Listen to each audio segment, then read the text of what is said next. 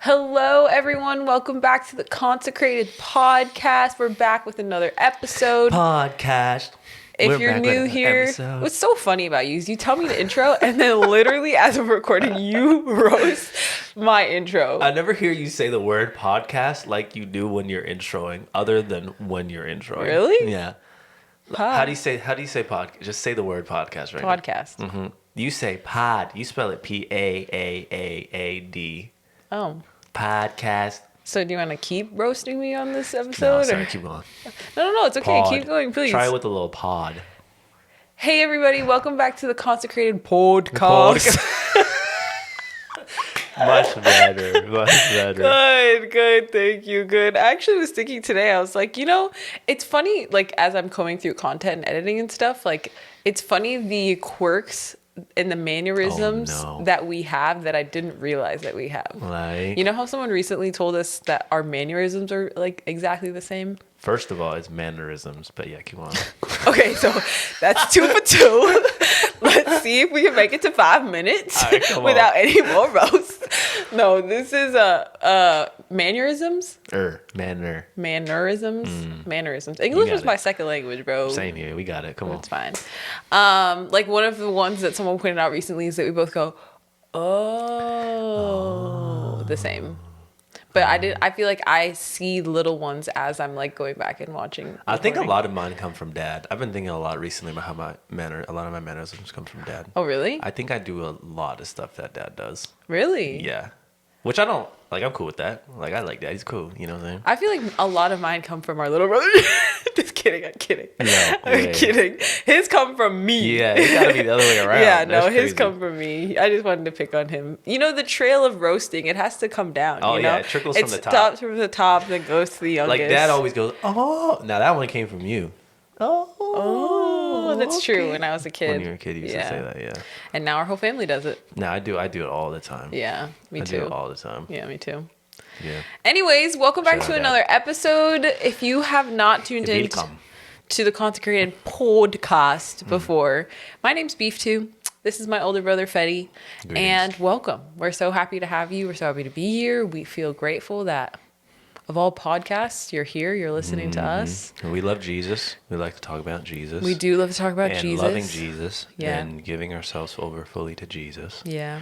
And consecrated. Consecrated means to be set apart. So we're looking at how do we set our lives, ourselves apart, fully over to the Lord. That's our passion. Because we feel like we have not experienced a fraction of what Jesus paid for. Yeah.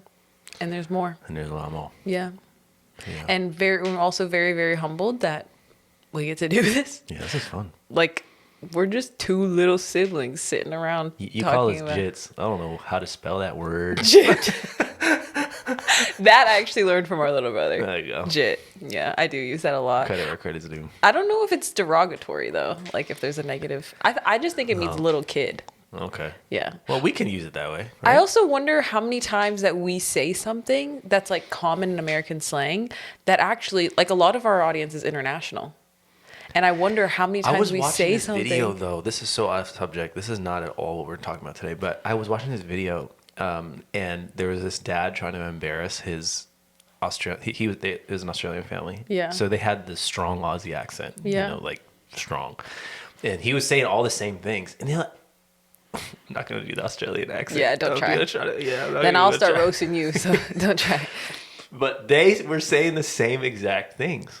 So it could be that I feel like American culture tends to like show up in other countries. Yeah, that's true. Also with like the digital age and social media. Yeah. Yeah, that's true. Yeah.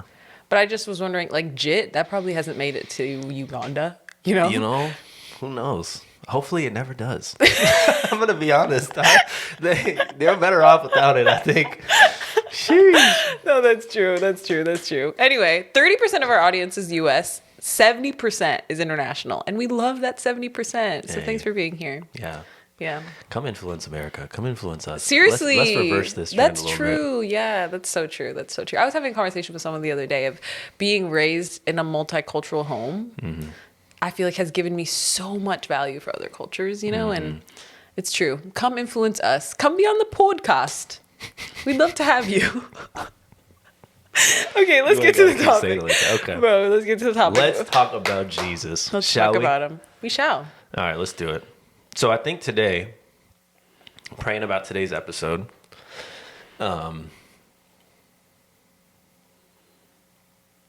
what the Lord has on his heart is the transition process from going from not belonging to him to belonging to him.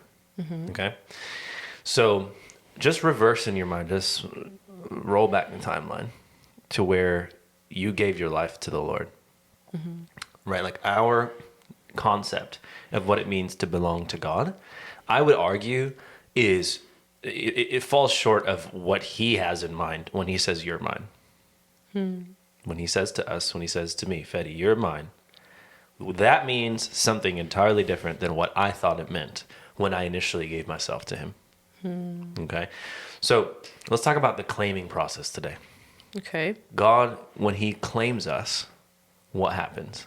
Okay? Yeah. Jesus, when he saves us, first of all, let's start with this. God, when he describes himself in the Bible, describes himself as an all-consuming fire and as being a jealous God.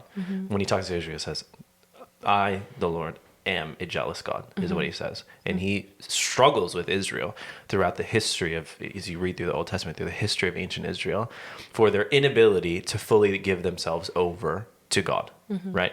It's honestly a tragic story. It's like God is constantly making himself available to his people, and they're like, yay! And then they turn away. Yeah. And then they serve other gods. They serve the gods of the land, and so on and so forth, right? During that process, you hear God describe himself to his people and why it upsets him so much that they are not wholeheartedly devoted to him. Yeah. And what he says is, I, the Lord, am a jealous God. Yeah. Okay? So, you know how people describe them, some people will describe themselves as being an all-in kind of person. Like this person, like when they're in, they're in. It's like they're either this or that, they're all in, right? I feel like that's me. I'm either all out or all in. What's so funny is I feel like everybody says that about themselves. Really? I feel like if you just listen to the amount of times somebody said, like, you'll hear that so frequently. I'm just an all-in type of person. Like, are we doing this or are we not? I feel like everybody has that opinion of themselves. And you're saying it may not necessarily be true? That's not what I'm saying. I just think that that's funny. Okay. So, but the truth is that God is an all-in kind of God. So there's no parts, percentages, like I'm going to give you a little and keep a little with God.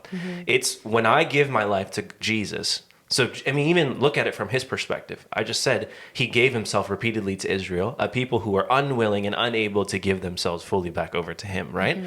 And how does he respond to their lack of faithfulness to him? He responds by sending his son. It's beautiful. I'm in Isaiah right now. In our plan, we're in Isaiah. And in Isaiah, like, obviously Israel goes into exile, but God's love in his heart for his people never changes. Yeah. And he talks about how he's going to send his servant and how his servant is going to make all things new. Yeah. Now, through this one who is fully faithful to God, many will be restored to God, right? So he is an all-in kind of God. He gave himself repeatedly to the point of giving his only son so that we would be fully given back over to him. Yeah. Okay? That's how God works. And so he puts himself all in, and he expects the same thing of us. Right. He expects us to be all in. Okay? Now, a part of that is when we give ourselves over to Jesus, we are also giving over previous ways of defining ourselves. Okay? Labels that either other people have given us or we have given ourselves. Yeah. Okay? Yeah. And I think actually a really good example of this is Saul. Okay? So Saul in the book of... Should I actually go there? Which Saul are you talking about? Old Testament, New Testament? I'm talking about that New Testament Saul. Oh, pre-Paul. I'm talking about Saul pre-Paul. Okay. So it's Acts chapter 9.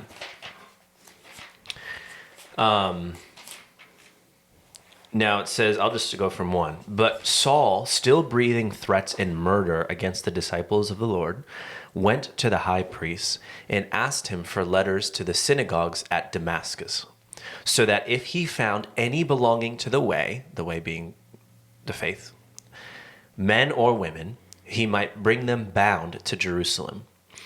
Now, as he went on his way, he approached Damascus, and suddenly a light from heaven shone around him, and falling to the ground, he heard a voice saying to him, Saul, Saul, why are you persecuting me? And he said, Who are you, Lord? And he said, I am Jesus, whom you are persecuting. But rise and enter the city, and you will be told what you are to do. Okay? Now, the reason I bring this story up is because Saul had a certain reputation in the early church. Okay? Saul was the one that persecuted the church. And you know this to be true based off of what was said leading up to this, but you also come to see the church's perception of Saul when Jesus sends a man called Ananias to Paul, at this time Saul, right after Saul had this encounter with Jesus on the road to Damascus. Jesus goes to a man named Ananias, a disciple of his, and says, Ananias, and he said to him, Here I am, Lord.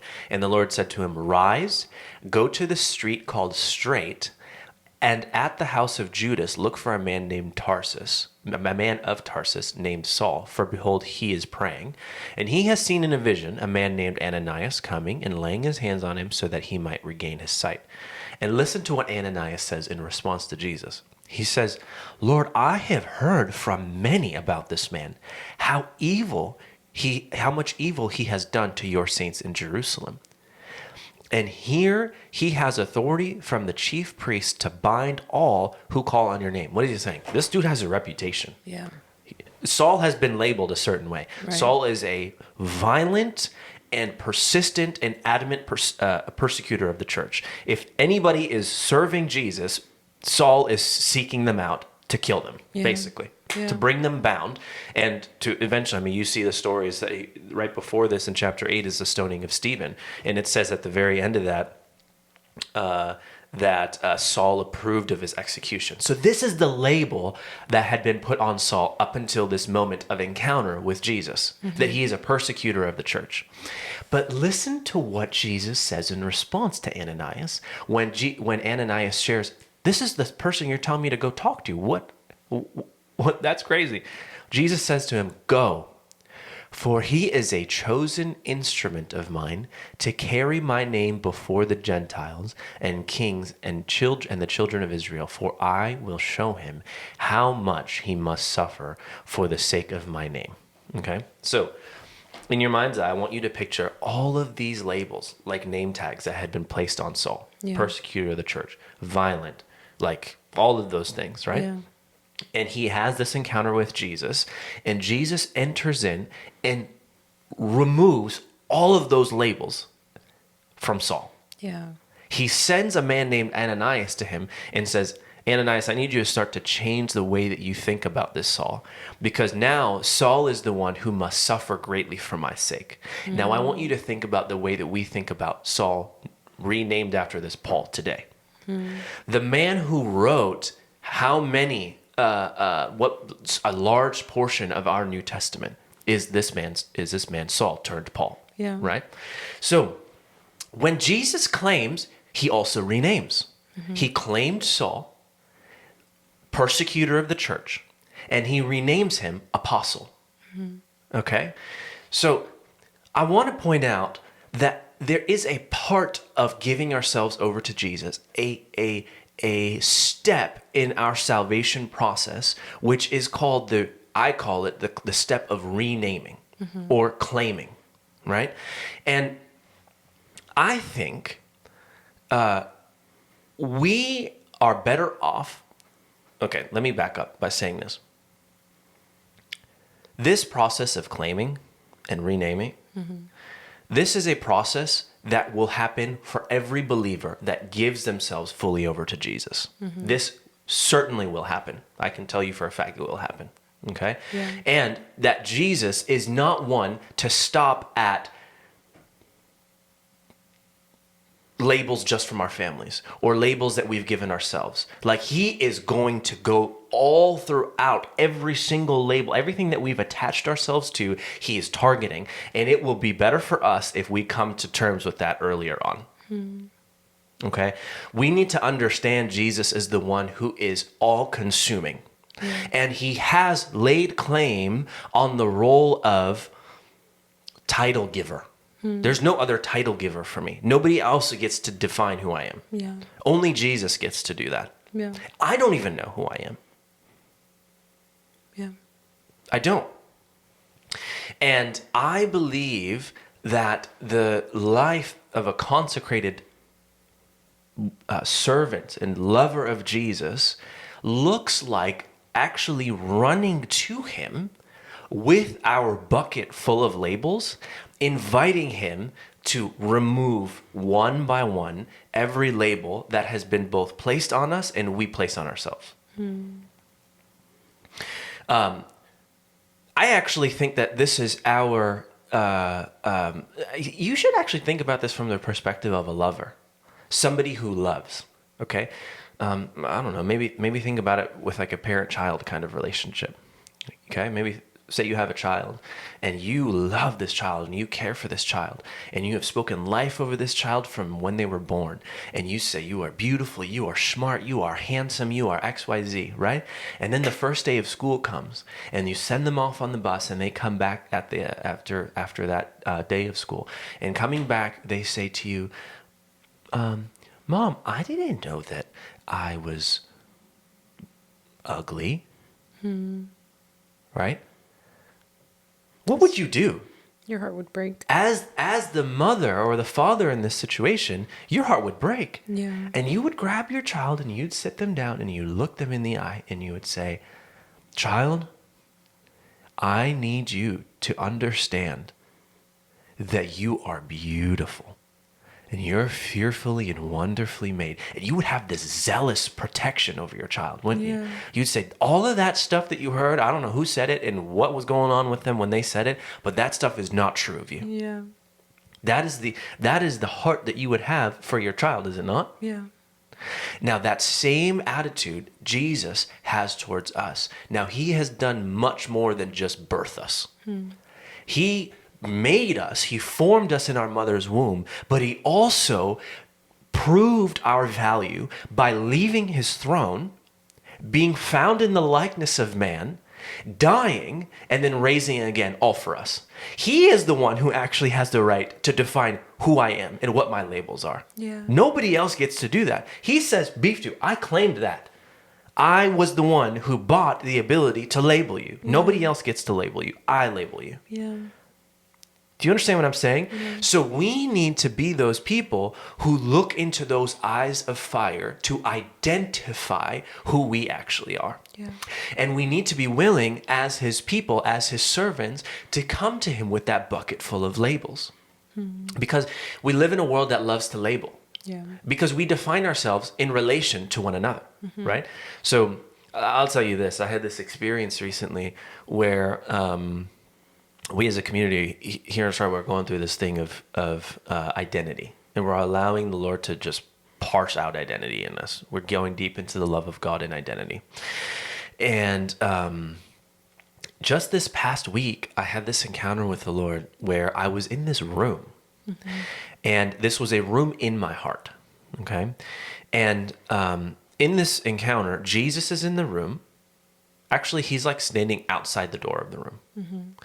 And I can look into the room. I kind of have different vantage points, just like different cameras. I can look into the room, but I also can look down on what's happening.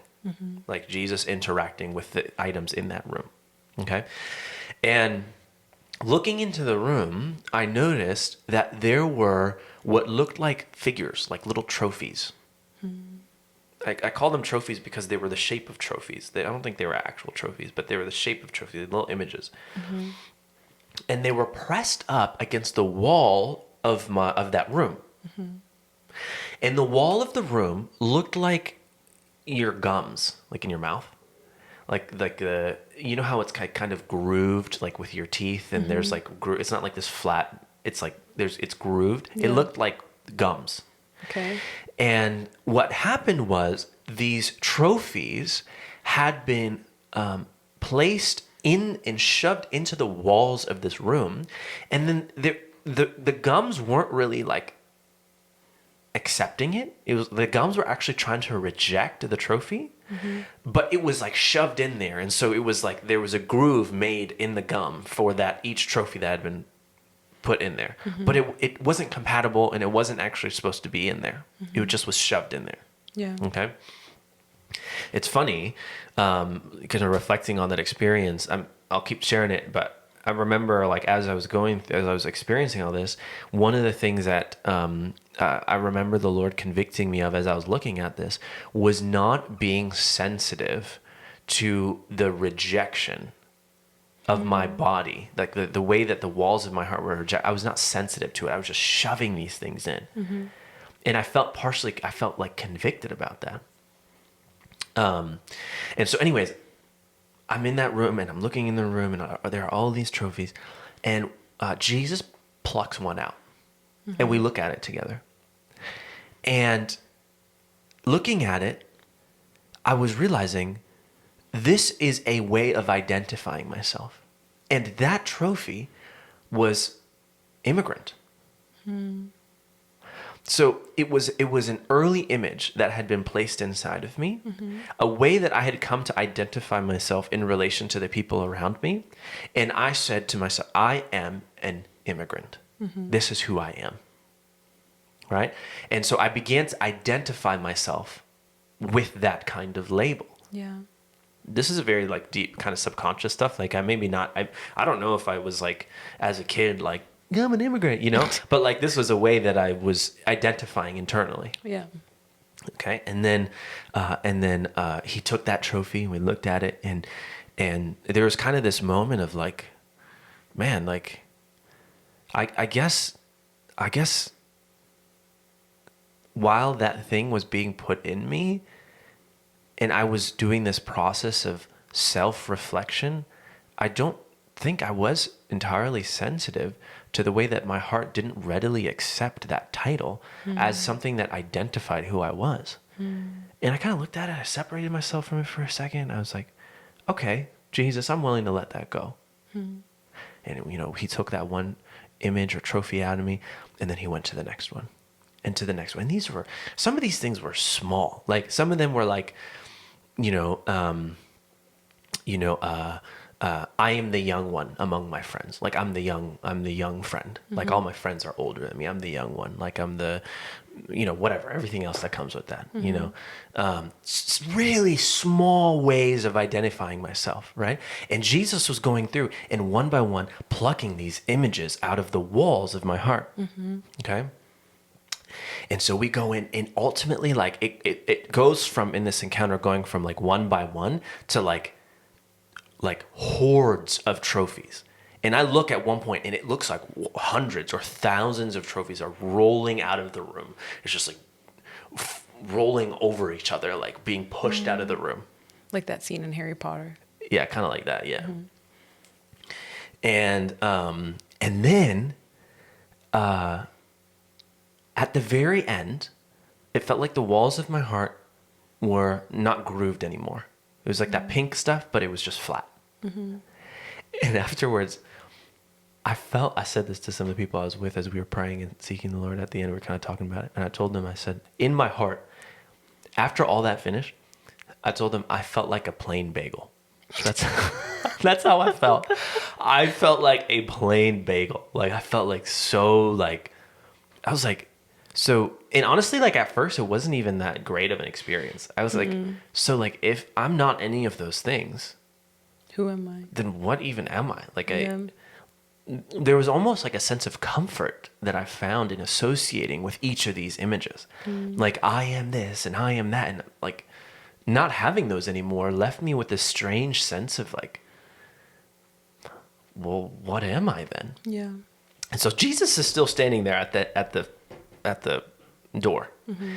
And then he asks me, he says, well, what do you think that we should do next? And I was like, well, I guess I guess we should ask the Father, what am I then? Yeah. If I'm not all of those things, maybe he can tell me what I actually am. Yeah. And so I turn in my heart towards the Lord. I kind of just look up. In this experience, I kind of look up and I say, and this thing from deep down in me comes out. Mm-hmm. I didn't say, who am I? I said, what am I? Mm-hmm. It was like something way deep down. Yeah. Was crying out for definition. And God responded immediately. Mm-hmm. And he comes in, he says, it was like a lightning bolt from heaven, struck the walls of my heart. You can imagine just like, bzz, like the walls of that room now were just like, there was like this electricity. Mm-hmm. And God said, you're my son. And then I came to him again. I said, what am I? And he said, you're my son. You're my beloved son. And he repeated it. He kept saying it again and again and again. And then after he said it like 3 or 4 times, I went back to him and I said, God, I'm your son. I'm your son. And then I sat there for a little bit. And then that voice deep down in me looked at him again and said, God, what am I? And he said, I'm your son. And we just kept doing that. I love you. You're my son. I love you. You're my son. And I realized, like, even after he said to me, you're my son, I still kept coming back asking him, what am I? Mm-hmm. And then that caused me to realize, I was like, you know what? I think that we have this deeply embedded need. Like, you don't eat and then just expect to never be hungry again. Mm-hmm. And in the same way that your body after some time will require food again, I started to think, maybe I am in need of God's constant affirmation and identification of who I am. Mm. Like maybe I need God to constantly tell me who I actually am, because there's something in me that was, and we've talked about this in the past, how we were made to be dependent upon him. Yeah. Right? Like, it's like 2 planks of wood, which only stay up. Now, God is not the other plank of wood. He stays up whether I'm there or not.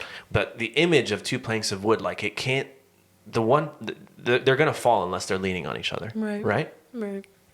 We are like that plank of wood to God. Now, God stands whether I'm falling or not. But I have been made in a way that is incredibly dependent. Like my frame is dependent upon God. Yeah. And the original sin was breaking dependence. It was questioning what God said to be true, and then taking for myself and choosing what was good and what was bad, what was right and what was wrong, and defining that for myself. When God was the one that was always supposed to do that. And I was intended to be dependent upon him. I broke dependence. Eve broke dependence with God and said, I think I can handle this myself.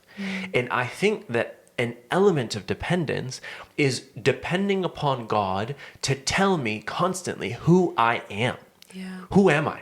Yeah. Because I have that need, and that need will persist, and that need will be met. Yeah. I will either meet that need myself by giving myself titles and names and ways of identifying myself, or I will be open to other people labeling me. Yeah. Because I need to be labeled. I was made for somebody to speak to me and say, you are my son. This is who you are. Yeah. I exist in relation to something else. I do not exist on my own. Right. I am in relation to something else. And that something else is Yahweh. Yeah. That something else is God. Yeah. So I need who he is to speak into who I am so that I can be defined. Yeah. Right? Yeah. So this thing of claiming, when Jesus claims us, he also claims the right to identify us. Yeah. And I don't get to identify myself anymore. And me loving Jesus fully and giving myself fully back to him in the same way that he gave himself to me also looks like me giving him my bucket of labels and saying, please, let's flip through all of these labels. Yeah. Let's flip through them, remove the ones that you do not agree with, and then actually fill that bucket with the things that you say to be true about me. Because I won't let others define me. They don't have that job. That's not their role. They didn't pay for that, and they can't. Their bank account cannot pay for that. They can't afford that. Right. You, though, can and have already paid for. So that's your rightful place to define who I am, not somebody else's. Yeah. And so that thing of, I don't even judge myself, Paul says. Like, I don't even judge myself. Like, how can I judge myself? How can I, one who is created, define creation? Yeah. The creator needs to define creation. Right. Okay, let me pause. Do you have anything you want to jump in and Yeah, say? I have a couple thoughts. Thoughts. Okay, first thought I was thinking about the analogy that you said about the little kid. Yeah. You know, the mom he comes home from school and friends tell him he's ugly. And the mom lovingly looks at him and he's like, you're not, and is reaffirming this thing in them. Yeah. There's a choice in that, right? There's a choice where you have to trust the voice of your mom or the choice of your friend. The right? voice of your friend, right.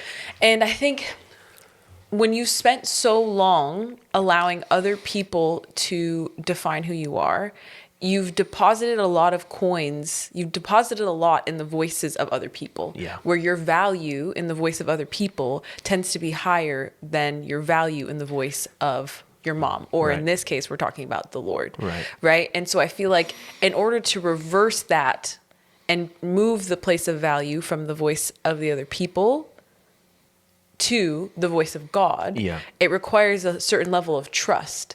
Because if all of your friends have been telling you you're ugly, but God tells you you're fearfully and wonderfully made, what in you is going to take the leap of faith and start believing, oh, but God says I'm fearfully and wonderfully made? If your value system has been built around the voices of your friends and the voices of the people around you, and that first step is trust. Like, you do just have to trust that the voice of the Father and the way that he identifies you is the true and right way, even if at first it doesn't feel right.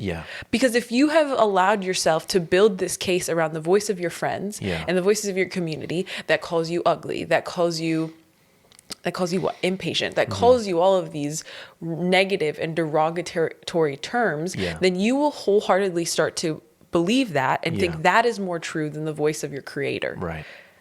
And I think what I'm trying to say is the first step of moving from your friends and other voices defining you to the Lord defining you is literally just the step of trust.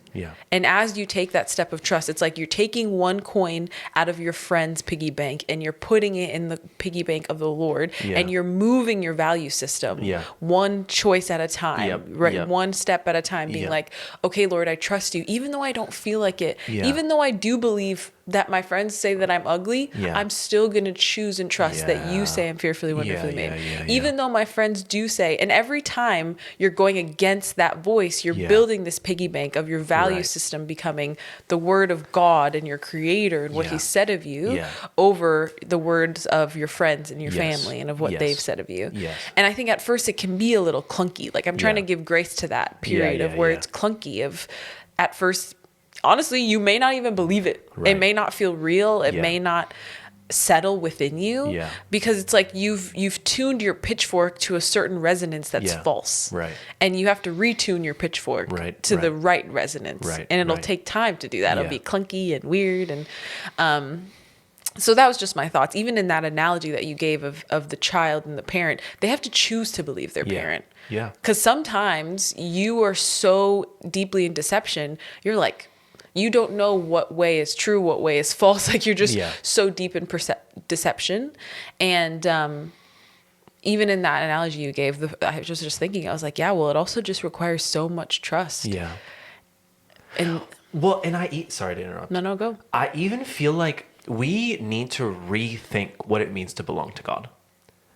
Right? Like, we're like, okay, I believe in Jesus. That's not it. You don't just, I believe in Jesus and that's the end of it. No, like, you belong to God. And we need to start to understand this thing of who gets to define us as a part of what it means to belong to God.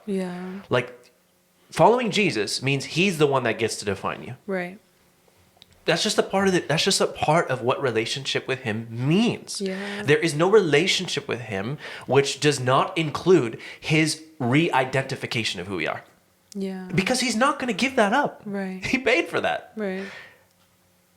Do you see what I'm saying? Yeah. We just the way that we think about what it means to belong to him needs to grow to incorporate this thing of, okay, actually my friends don't define me anymore. Yeah. Or actually my whatever. Family. It doesn't matter. Yeah. Family doesn't define My me boss. anymore. My Yeah. boss doesn't define me. I don't even define myself anymore. Yeah. I now have a Lord, and my Lord gets to define who I am. Yeah. You're saying it's more all-encompassing. Yeah. This decision to choose Jesus. It's not just like, okay, I love Jesus and I've given my life to him and I have an eternity in heaven, but there's more on this side of heaven. And a big part of that more is he gets to define you. Yeah. You don't get to define you. Your friends don't get to define you. Your family doesn't get to define you. Only he has sole ownership in defining you. Yeah. And that's just a given. That's just a given. So we have to bring ourselves before the Lord to ask him this question. Who am I? What am I? Yeah. And we have to come to terms with the fact that any label that's there is at risk of being removed. Yeah. Like this work of identity, it's deep work, you know? The work of following Jesus is deep work. Yeah. You think if you're holding on to anything, say bye-bye. Yeah. Because you're going to lose it quick. It is a all-encompassing decision to give yourself to Jesus. Yeah. Even the way that you define yourself will be encompassed by that decision. Yeah. But the good news is that you and I don't even know who we are. Yeah. And we get to go before our Creator and allow him to tell us who we actually are. Yeah. And that right there is some good news. Yeah. Because no one gets to define what something is outside of the maker of the thing. Right. And thank God we don't define ourselves because we only see in part. We see in part based off of what was handed to us. Yeah.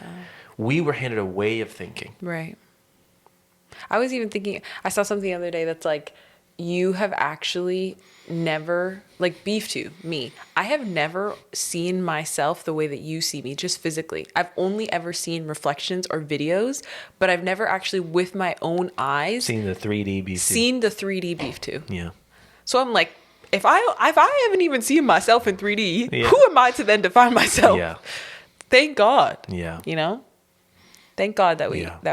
we only see in part. That's scary to think that I see my whole self. I literally don't see my whole self. Yeah. Physically, I literally do not see my whole self. That's actually a good like representation of this reality. Yeah. Like You literally don't you don't even see yourself. You don't. Yeah. And you're going to walk around trying to say what you are and not when you can't even see yourself. Yeah. I've never even seen my back before, bro. Imagine that. You've never even seen your back. You've never seen the back of your neck. You know, you've only seen pictures or reflections, but have you actually seen it? No. Yeah. And for you to think that your opinion is higher than God's opinion, the one who created the little fibers that even make up your back, Yeah. it's kind of crazy. It's pretty presumptuous. Yeah. Yeah. So help us, God. Can you pray for us? God. Yes. Help us, God. Lord God, I love you and Yes. the way that you love us. And I love that you don't allow us to settle for labels and titles that are not actually true of us. And the way that you're jealous for us. Thank you for being jealous for us and for pursuing us the way that you do. And we yield to you. Yeah. We yield to your labeling, to your defining. We yield to your passionate pursuit of us and say, you get to label us. You get to say who we are. You get to define us. We are yours to define. Yes. And we just hand to you all labels, our bucket of labels. We bring it to you and we leave it at your feet. Please go through and remove from us every single label which you do not agree with, the things that are not actually from you. And I ask you that you would help us to know who we are in you. Help us to yield to your defining process. Make us yield to your defining process and come to you repeatedly in need of your definition. Yes. Thank you, Lord. We love you so much. Yeah. Amen. Amen. Amen. We love you guys so much. Until next time. See you next time. Bye.